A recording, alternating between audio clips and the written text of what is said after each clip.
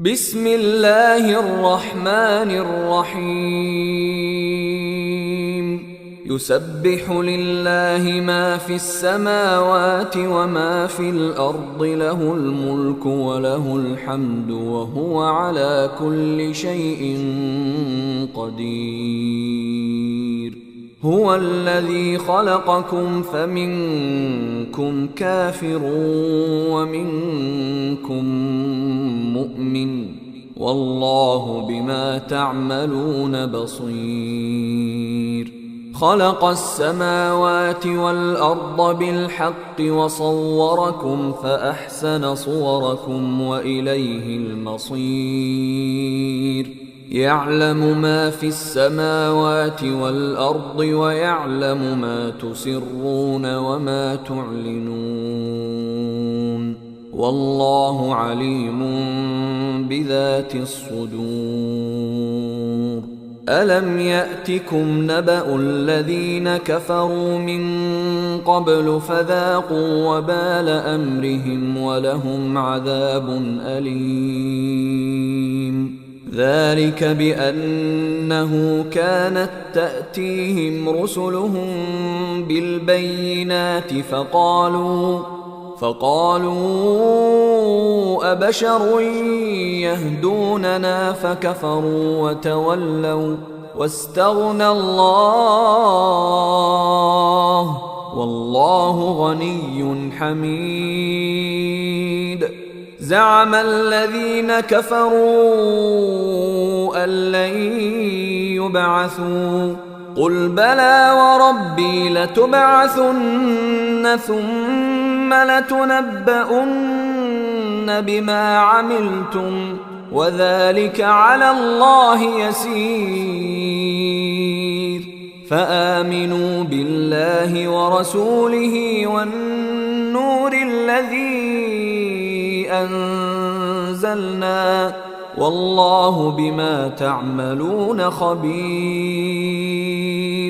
يوم يجمعكم ليوم الجمع ذلك يوم التغابن ومن يؤمن بالله ويعمل صالحا يكفر عنه سيئاته ويدخله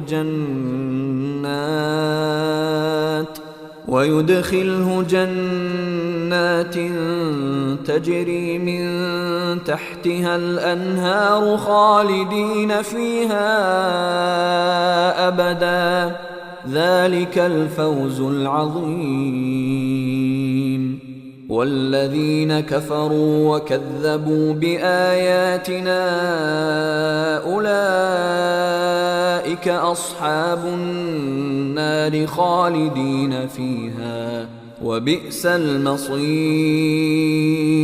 ما أصاب من مصيبة إلا بإذن الله ومن يؤمن بالله يهد قلبه والله بكل شيء عليم وأطيعوا الله وأطيعوا الرسول فإن توليتم فإنما على رسولنا البلاغ المبين الله لا إله إلا هو وعلى الله فليتوكل المؤمنون يا أيها الذين آمنوا إن من أزواجكم وأولادكم عدوا لكم فاحذروهم وإن تعفوا وتصفحوا وتغفروا فإن الله غفور رحيم إنما أموالكم وأولادكم فتنة والله عنده أجر عظيم فاتقوا الله ما استطعتم واسمعوا وأطيعوا وأنفقوا خيرا لأنفسكم ومن يوق شح نفسه فأولئك هم المفلحون إن تقرضوا الله قرضا حسنا يضاعفه لكم ويغفر لكم والله شكور حليم عالم الغيب والشهادة العزيز الحكيم